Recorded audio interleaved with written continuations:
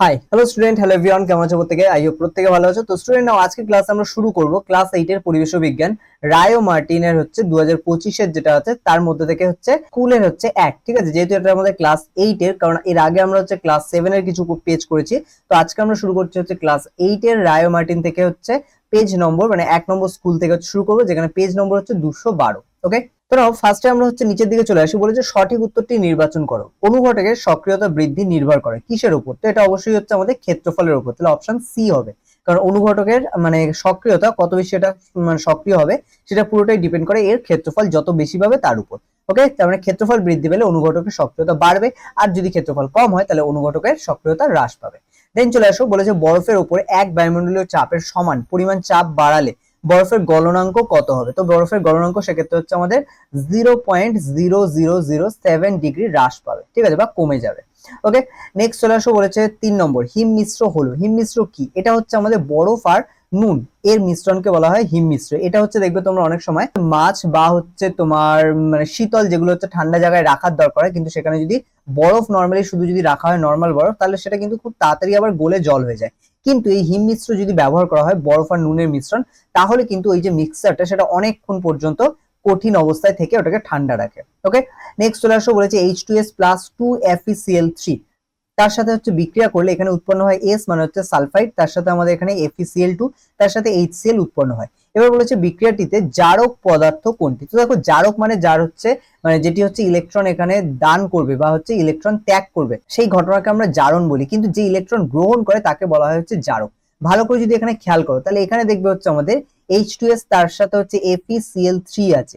এখানে আসলে বিক্রিয়াটা যদি খেয়াল করো, এখানে FeCl3 থেকে দেখো Cl বেরিয়ে গিয়ে এখানে H এর সাথে যুক্ত হয়ে HCl গঠন করেছে। আবার এখানে সালফাইড, এটা পুরোপুরি মুক্ত হয়ে গিয়ে এখানে সালফাইড হচ্ছে অণু গঠন করেছে। তার সাথে এখানে FeCl3 যেটা ছিল সেটা FeCl2 হয়ে গেছে, তো এটা ফেরিক ক্লোরাইড হয়ে গেছে। তাহলে এখানে যদি খেয়াল করো তাহলে এটা কোথা থেকে এসেছে? FeCl3 মানে 2 এসছে FeCl3 থেকে, তাহলে সেই কারণে এখানে আমাদের মানে যেটা হচ্ছে জারক পদার্থ সেটি হচ্ছে আমাদের FeCl3, কারণ এখানে বিজারণ ঘটেছে।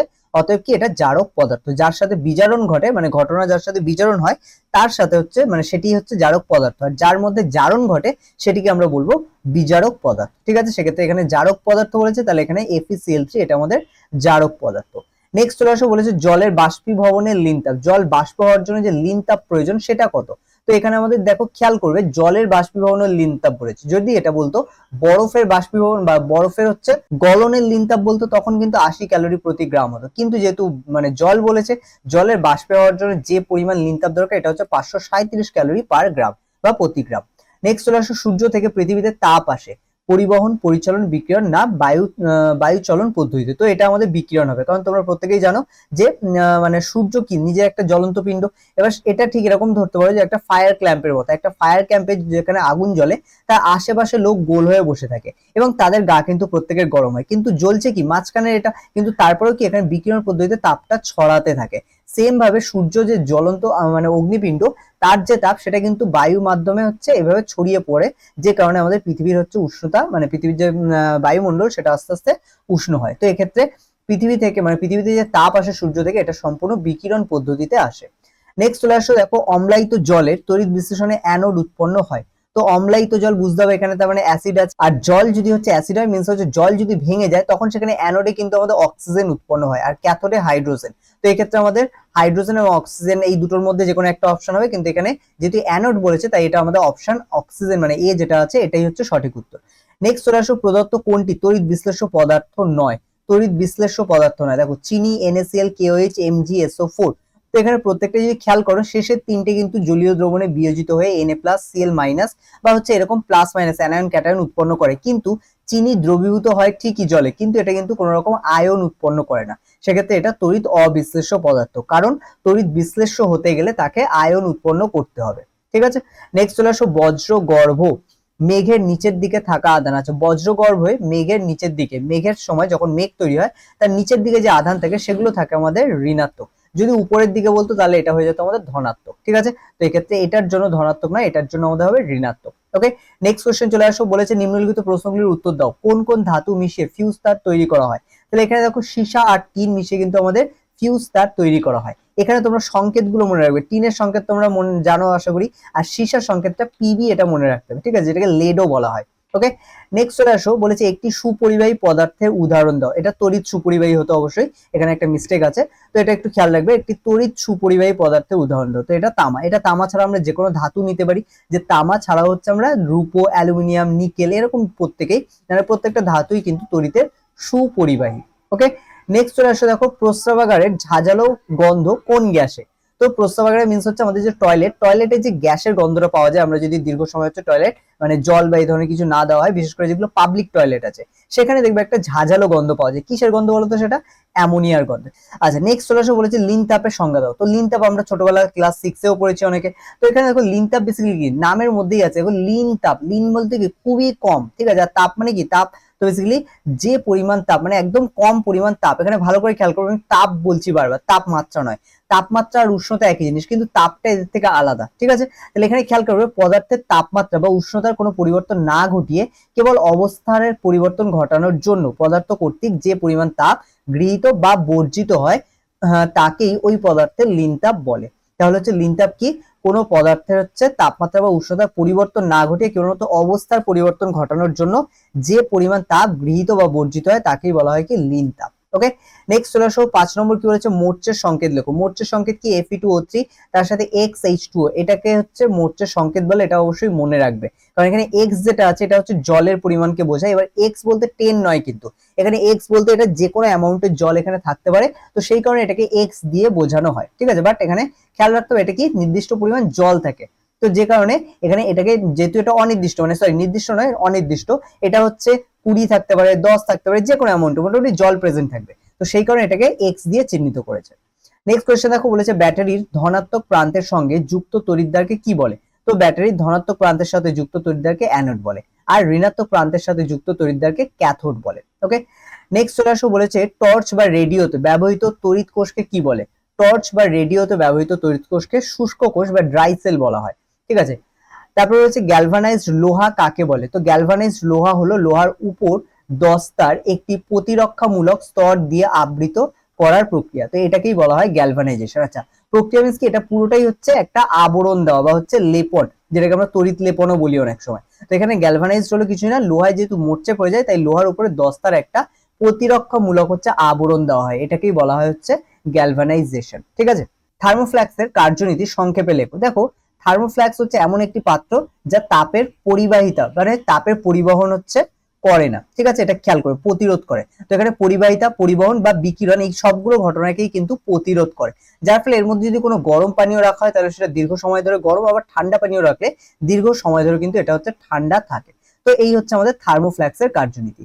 এবার বলেছে এর মধ্যে মানে কিভাবে রাখে যদি দেখা হয়, তাহলে এর মধ্যে দ্বিপ্রাচীর বিশিষ্ট কাচের পাত্র থাকে, ঠিক আছে। মানে এমন একটা কাচের পাত্র যার দুটো প্রাচীর আছে, তার মাঝখানে একটা শূন্যস্থান বা ফাঁকা স্থান থাকে, যেটা তাপের পরিবহন করে না, কারণ এখানে বায়ু থাকে খুব কম পরিমাণ এবং এই বায়ুটাকে ম্যাক্সিমাম পরিমাণ বের করে নেওয়া হয়, ঠিক আছে। মানে বলতে হবে বায়ু শূন্য একটা স্থান থাকে, যেটা কিন্তু এখানে পরিবহন বা পরিচালন এগুলো কোনোটাই করে না। এবার বলেছে ভিতরের পৃষ্ঠের উপর যে কাচের পাত্রটা থাকে তার উপর দেখবে একটা চকচকে আবরণ থাকে, যদি তোমরা দেখে থাকো বুঝতে পারবে।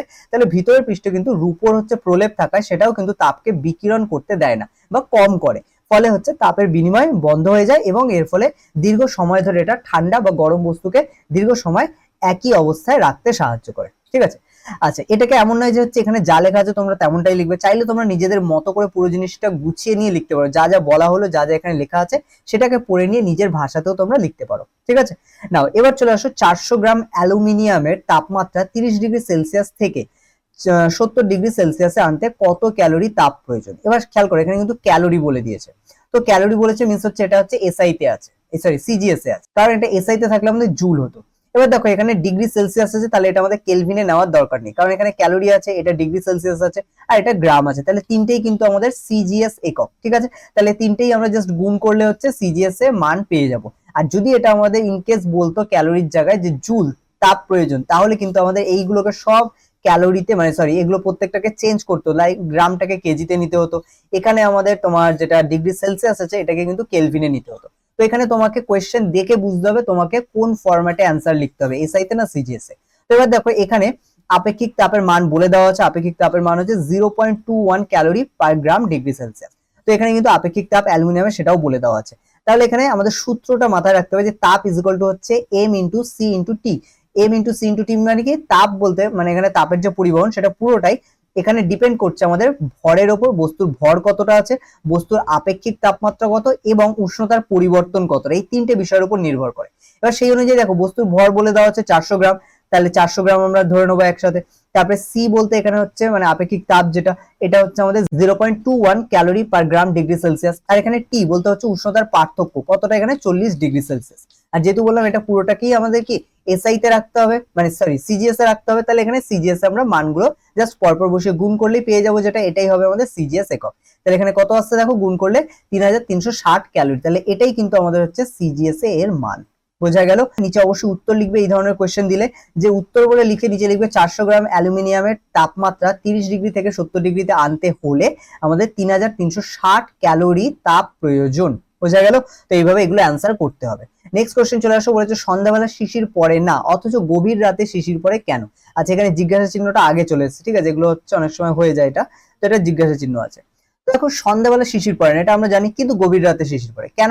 কারণ দেখো সবে মানে শীতকালে যখন সবে মাত্র সন্ধ্যা হয় তখন কিন্তু তাপমাত্রা, বায়ুমণ্ডলের তাপমাত্রা যথেষ্ট কমে না, অনেকটাই মোটামুটি তাপমাত্রা থাকে, কিন্তু যখন আমাদের মানে রাত হয়, গভীর রাত হয়, তখন কি আস্তে আস্তে সন্ধ্যার থেকে তুলনামূলক কি তাপ অনেক কমে যায়, এবং তখন কিন্তু বাতাসে সারাদিনের যে জলীয় বাষ্পগুলো মানে পরিবেশে হচ্ছে বায়ুতে ঘুরে বেড়াচ্ছিল, সেগুলো কিন্তু এবার বায়ু ঠান্ডা হয়ে যাওয়ার কারণে আবার ধীরে ধীরে নিচের দিকে নামতে থাকে, এবং সেটাই মানে সেটাকেই আমরা শিশির বলি। বোঝা গেল? তো এই কারণেই কিন্তু গভীর রাতে শিশির পড়ে।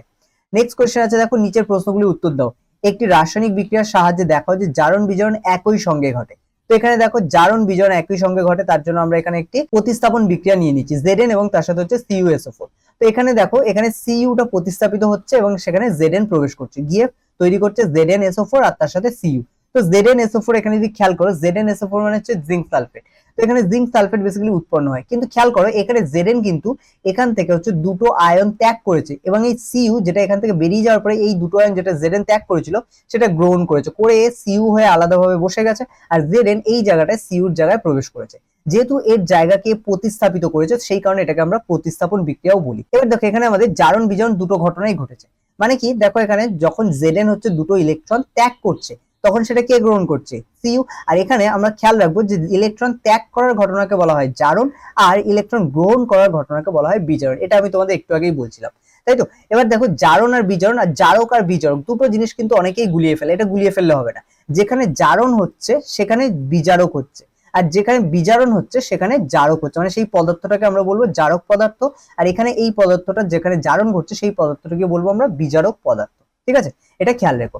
এবার বলেছে এই বিক্রিয়া যেহেতু দুটোই ঘটে তাই এটাকে আমরা জারণ বিজারণ বিক্রিয়া বলি, আর যেটাকে একত্রে বলা হয় আমাদের কি রেডক্স বিক্রিয়া। এই ধরনের বিক্রিয়াকে বলা হয় রেডক্স বিক্রিয়া, যেখানে জারণ বিজারণ একসাথে ঘটে। ওকে, নাও এরপরের কোশ্চেন কি আছে, জারণ ও বিজারণের তিনটি পার্থক্য লেখো। তো জারণ আর বিজারণের পার্থক্য, ইলেকট্রন দান করা জারণের হচ্ছে কাজ, বিজারণের ক্ষেত্রে ইলেকট্রন গ্রহণ করা। সেকেন্ড পয়েন্ট, জারণের ক্ষেত্রে ধনাত্মক আধান বাড়ে। ঠিক আছে, জারণ মানে কি এখানে ইলেকট্রন দান করছে, তার মানে কি প্রোটন যেগুলো সেগুলো থেকে যাচ্ছে একই, তার মানে কি এর সংখ্যা আস্তে আস্তে বাড়তে থাকবে। কিন্তু বিজারণের ক্ষেত্রে উল্টোটা হয়, ঋণাত্মক আধান বাড়ে। জারণের ক্ষেত্রে জারণে অক্সিজেন যোগ হতে হয় বা মানে যোগ হয় অ্যাকচুয়ালি জারণের সময়, বা আমরা বলতে পারি এখানে ইলেকট্রন যোগ হয়। সব ক্ষেত্রে যে অক্সিজেন হবে তা নয়, তবে ইলেকট্রন যোগ হয়। ঠিক আছে, এবং এই কনসেপ্টটা তোমরা অনেক জায়গাতেই পাবে, যে জারণ বলতে কিন্তু অক্সিজেন যোগ হওয়াকে বোঝায়, আবার হাইড্রোজেন বেরিয়ে যাওয়াকে বোঝায়। বিজারণ বলতে অক্সিজেন বেরিয়ে যাওয়াকে বোঝায়, আবার হাইড্রোজেন যোগ হওয়াকেও বোঝায়। কিন্তু একইভাবে আমাদের যখন ইলেকট্রনের কনসেপ্টের উপর মনে রাখতে হবে, তখন জারণ মানে ইলেকট্রন গ্রহণ করলে তাকে বলা হয় বিজারণ। ঠিক আছে, আর ইলেকট্রন ত্যাগ করলে তাকে বলা হয় জারণ। তো এরকম অনেকগুলো অ্যাঙ্গেল থেকে কিন্তু জারণ বিজারণ হতে পারে, এবং সেই জন্য সবগুলো কনসেপ্ট মাথায় রাখতে হবে। ঠিক আছে, তো এটাই হচ্ছে আমাদের জারণ বিজারণের ডিফারেন্সিয়েশন বা পার্থক্য। নেক্সট চলে আসো, বলেছে তাপ পরিবর্তন, আচ্ছা তাপমোচী পরিবর্তন ও তাপগ্রাহী পরিবর্তনের একটি পার্থক্য লেখো। তো তাপমোচী যেটা সেটা কি করে, তাপ মোচন করে, মানে তাপকে হচ্ছে বের করে দেয়, ত্যাগ করে। আর তাপগ্রাহী মানে এটা কি বাইরে থেকে তাপ হচ্ছে গ্রহণ করে। দেখো তাপ মোচন যে করে সেটা এই ধরনের বিক্রিয়াতে কি হয়, তাপ হচ্ছে বের হয় এবং যখন বিক্রিয়া করে তখন কিন্তু জিনিসটা গরম হয়ে যায়। ঠিক আছে, মানে ওই বিক্রিয়া হচ্ছে অনেক সময় আগুনও লেগে যায়। আর তাপগ্রাহী বিক্রিয়া কি হয়, বাইরে থেকে তাপ দিতে হয়, নাহলে কিন্তু কোনো রকম বিক্রিয়া করে না। যেমন দেখো আমরা KOH এর একটা উদাহরণ নিতে পারি। KOH কিন্তু দেখো সাধারণ জলে সাধারণত দ্রবীভূত হয় না, কিন্তু আমরা যদি জলটাকে একটু গরম করে তারপর হচ্ছে KOH দিই, তাহলে কিন্তু সেখানে সেটা মানে যেহেতু বাইরে থেকে তাপ দেওয়া হলো এবং এটা একটু গরম হয়ে গেছে, তার জন্য কিন্তু ওটা ওখানে মানে বিক্রিয়া করে বা হচ্ছে দ্রবীভূত হয়ে যায়। আবার একইভাবে আমরা নুন যদি দেখি, সাধারণ উষ্ণতায় কিন্তু নুনের যে দ্রাব্যতা সেটা কম থাকে, কিন্তু আমরা যদি ওটাকে গরম করে নিই তাহলে কিন্তু মানে জলটা যদি গরম করে নিই তাহলে কিন্তু তার দ্রাব্যতা অনেক বেড়ে যায়। ওকে, এগুলো তারপরে দেখো বলেছে তড়িৎ বিশ্লেষণের 3টি গুরুত্বপূর্ণ ব্যবহার সংক্ষেপে বর্ণনা করো। তড়িৎ বিশ্লেষণে তড়িৎ লেপন 3টি গুরুত্বপূর্ণ ঘটনা এখানে ঘটে। তো এখানে প্রথমে আসছে তড়িৎ লেপন, তারপর বিশুদ্ধ ধাতু প্রস্তুত বা বিশুদ্ধ ধাতু পাওয়ার হচ্ছে পদ্ধতি, আর 3 হচ্ছে রাসায়নিক পদার্থ উৎপাদন। দেখো তড়িৎ লেপনটা কি, ধাতুর উপরে হচ্ছে অন্য ধাতুর প্রলেপ দেওয়াকে বলা হয় তড়িৎ লেপন।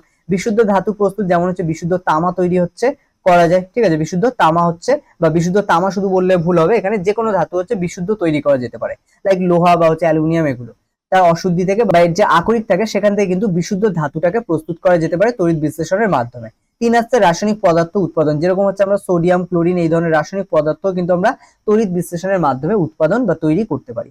নেক্সট আছে দেখো তড়িৎ লেপন কাকে বলে। লোহার পাইপের উপর জিঙ্কের প্রলেপ দিতে অ্যানোড ও ক্যাথোডের কি কি ব্যবহার করবে। তো দেখো মোটামুটি তড়িৎ লেপন তাকেই বলে, একটু আগেও আমরা বললাম যে কোনো ধাতুর উপর বা হচ্ছে কোনো ধাতুর সক্রিয় ধাতুর উপরে হচ্ছে অন্য বা অপর একটি নিষ্ক্রিয় ধাতুর প্রলেপ দেওয়াকেই বলা হয় তড়িৎ লেপন, ঠিক আছে। তো তড়িৎ প্রবাহের সাহায্যে একটি ধাতুর উপর অন্য একটি ধাতুর লেপন দেওয়াকে বা অন্য একটি ধাতুর প্রলেপ দেওয়াকে বলা হয় তড়িৎ লেপন।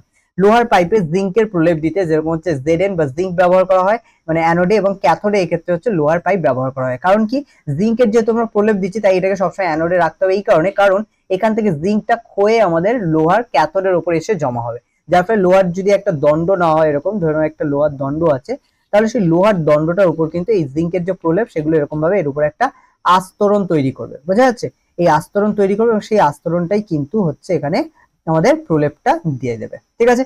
নেক্সট চলে আসো, বলেছে শীতকালে উলের জামা কাপড় খোলার সময় গায়ের লোমগুলি সোজা হয়ে ওঠে এবং ক্ষীণ চিরচির শব্দ শোনা যায় কেন। তো শীতকালে হচ্ছে উলের জামা কাপড় খোলার সময় গায়ের লোমগুলো সোজা হয়ে ওঠে, কারণ কি, এখানে হচ্ছে শীতকালে যেহেতু আমাদের যে শীতকালের পোশাক সেগুলো সাধারণত পশমের তৈরি হয়, এবার আমাদের স্কিনের সাথে যখনই এটা ঘষা খায় তখন এর ফলে এখানে স্থির তড়িৎ উৎপন্ন হয়। এই তড়িৎ আমাদের গায়ের সাথে স্পর্শ করলেই তড়িৎ আঘাত ও চিরচির শব্দ হয়, ফলে গায়ের লোমগুলো হচ্ছে খাড়া হয়ে যায়, কারণ এখানে কি বিপরীত আধান হচ্ছে উৎপন্ন হয়, এবং যার ফলে হচ্ছে যখনই এটা আমাদের গা থেকে খুলে ফেলি বা আমাদের পশমের জ্যাকেট বা সোয়েটার এটা আমাদের যখন স্কিনের কাছাকাছি আনা যায় তখন লোমগুলো আবার খাড়া হয়ে যায়। আচ্ছা, ভূপৃষ্ঠে বজ্রপাত কিভাবে হয় তা কারণ সহ ব্যাখ্যা করো। দেখো মেঘের মধ্যে বজ্র বিভাজন হয়, বজ্র বিভাজন মানে কি, বজ্র হচ্ছে চার্জের হচ্ছে আদান প্রদান হচ্ছে হয়, ঠিক আছে, চার্জের বিভাজন হয়। এবার উপরের অংশে সাধারণত ধনাত্মক এবং নিচের অংশে থাকে হচ্ছে ঋণাত্মক চার্জ। মাটিতে আপেক্ষিক ধনাত্মক চার্জ জমে, ঠিক আছে, কিছু ধনাত্মক চার্জ মাটিতে জমতে থাকে, কারণ আমরা প্রত্যেকটা একটা জিনিস খেয়াল করতে হবে, যে কোনো জিনিসে যখনই চার্জ হবে মানে প্রত্যেকটা বস্তুর উপর ধনাত্মক ঋণাত্মক দু ধরনের চার্জ থাকে। এবার ধরে নাও কোনো একটি বস্তুতে যখন হচ্ছে নিচের দিকে ঋণাত্মক আসছে, এবং নিচের দিকে যদি খেয়াল করো মেঘে যেহেতু নিচের দিকে ঋণাত্মক, আর তার নিচের দিকে কি থাকে আমাদের মাটি, ধরে নাও এখানে মেঘের আস্তরণ আর এখানে মাটি, তাহলে এখানে পরস্পর এদের মধ্যে মাটির মধ্যেও আধান আছে, দু রকম আধান, কিন্তু যেহেতু এদিকে ঋণাত্মক আধান আছে তাহলে এখানে কি ধনাত্মক আধানগুলো জমা হতে শুরু করবে। এবার যখনই আধানের পার্থক্য অনেক বেশি হয়ে যাবে, এখানে কি বর্ষাকালে যখন জলীয় বাষ্প বাতাসে প্রচুর জলের এরকম কণা থাকে, আর এখানে মেঘের মধ্যে যখন আধানের পরিমাণ অনেক বেড়ে যায় এবং পার্থক্য অনেক বেশি হয়, এখানে যা আছে তার থেকে এখানে অনেক বেশি হচ্ছে আধান জমা হয়, তখন কিন্তু সেটা বিদ্যুৎ আকারে মাটিতে এসে পড়ে, ঠিক আছে। তো এই হচ্ছে ব্যাপার, এবং এক সময় সেই চার্জের পার্থক্য বজ্রপাত ঘটায় যা তড়িৎ প্রবাহ আকারে নিচে নেমে আসে। তো ঘটনাটা এরকম ভাবেই ঘটে। তারপরে হচ্ছে পারদ কি তড়িৎ বিশ্লেষণ, যুক্তি দাও। তো দেখো পারদ হচ্ছে একটি ধাতু, ঠিক আছে, তড়িৎ বিশ্লেষণ সেগুলোই যেগুলো জলীয় দ্রবণে আয়ন মানে আয়ন উৎপন্ন করে, সেটা অ্যানায়ন হতে পারে ক্যাটায়ন হতে পারে। তো অ্যানায়ন ক্যাটায়ন দুটোই উৎপন্ন করে, তাদের ক্ষেত্রে আমরা বলবো তারা হচ্ছে তড়িৎ বিশ্লেষণ। কিন্তু পারদ বা হচ্ছে লোহা এরা সবাই হচ্ছে ধাতু, এরা তড়িৎ পরিবহন করে ঠিকই, কিন্তু এরা কখনোই তড়িৎ বিশ্লেষণ নয়। তো এটাই আমাদের দেওয়া আছে, পারদ একটি ধাতু, এটি তড়িৎ পরিবাহী হলেও তড়িৎ বিশ্লেষণ হয়, কারণ এটি আয়নে বিভক্ত হয় না বা এটি অ্যানায়ন ও ক্যাটায়ন উৎপন্ন করে না, এভাবে আমরা লিখতে পারি। নেক্সট আছে দেখো সব তড়িৎ বিশ্লেষণই তড়িৎ পরিবাহী, কিন্তু সব তড়িৎ পরিবাহী তড়িৎ বিশ্লেষণ নয়। কেন নয়? কারণ হচ্ছে এখানে সিম্পল, নিচে হচ্ছে দুটো এক্সাম্পল দেওয়া আছে, একটা হচ্ছে তামা, একটা হচ্ছে NaCl। তো তামা এখানে NaCl আমাদের জলীয় দ্রবণে Na+ আর Cl- উৎপন্ন করে তড়িৎ বিশ্লেষণ সেই কারণে, আর Cu এখানে হচ্ছে আমাদের তড়িৎ বিশ্লেষণ নয়, কারণ এটি হচ্ছে কোনো রকম আয়ন উৎপন্ন করে না, এটা তড়িৎ পরিবাহী কিন্তু তড়িৎ বিশ্লেষণ হয় কারণ আয়নে বিভক্ত হয় না, ঠিক আছে। তো এই হচ্ছে ব্যাপার। নেক্সট আসো বলেছি এলইডি কি, এবং ভিজে হাতে বা খালি পায়ে মাটিতে দাঁড়িয়ে ইলেকট্রিকের সুইচে হাত দেওয়া বিপজ্জনক কেন। দেখো এলইডি এর পুরো নাম আমরা প্রত্যেকে আশা করি পড়ার সময় দেখেছিলাম, লাইট ইমিটিং ডায়োড। তো লাইট ইমিটিং ডায়োড হচ্ছে আমাদের এলইডি এর পুরো নাম, যা বিদ্যুৎ প্রবাহিত হলে আলো বিকিরণ করে। ওকে, এটা হচ্ছে এলইডি বা এই ধরনের ডায়োডের একটা বিশেষ ক্ষমতা। নেক্সট চলে আসো, বলেছে ভিজে হাতে বা খালি পায়ে সুইচে বা হচ্ছে কারেন্টের যে কোনো সরঞ্জামে হাত দেওয়া বিপজ্জনক। কারণ দেখো ভেজা হাত যেহেতু জল থাকে এবং সেক্ষেত্রে ভেজা হাতে হচ্ছে বিদ্যুৎ পরিবহন হচ্ছে জলের মাধ্যমে ভালো হয়। আর তাছাড়া হচ্ছে খালি পায়ে যদি আমরা থাকি, আমাদের শরীরও কিন্তু, আমাদের শরীরের মধ্যেও যেহেতু আমরা কি জানি 60% জল আছে, তার মানে কি আমাদের শরীরের মধ্যে যে রক্ত আছে তার মাধ্যমেও কিন্তু কারেন্ট আমাদের দেহ থেকে খালি পায়ে থাকলে মাটিতে সরাসরি টাচ হয়ে যায় এবং তার ফলে মাটি অবধি কিন্তু সেই তড়িৎ সহজেই পরিবহন করতে পারে। ঠিক আছে, তো যে কারণে কিন্তু ভিজে পায়ে বা ভিজে হাতে এবং খালি পায়ে যদি আমরা হচ্ছে ইলেকট্রিক বা বৈদ্যুতিক কোনো হচ্ছে সরঞ্জামে হাত দিই বা সুইচে হাত দিই, তাহলে সেটা কিন্তু আমাদের জন্য বিপজ্জনক হতে পারে। বোঝা গেল? তো এই হচ্ছে আমাদের কোয়েশ্চেনের আনসার। তো আই হোপ স্টুডেন্ট তোমরা প্রত্যেকটা আনসার বুঝতে পেরেছো। তোমাদের কোনো কোয়েশ্চেন নেই, যদি থাকে তোমরা অবশ্যই কমেন্ট করে জানাচ্ছ, কোনো ডাউট থাকলে সেটাও জানাচ্ছ।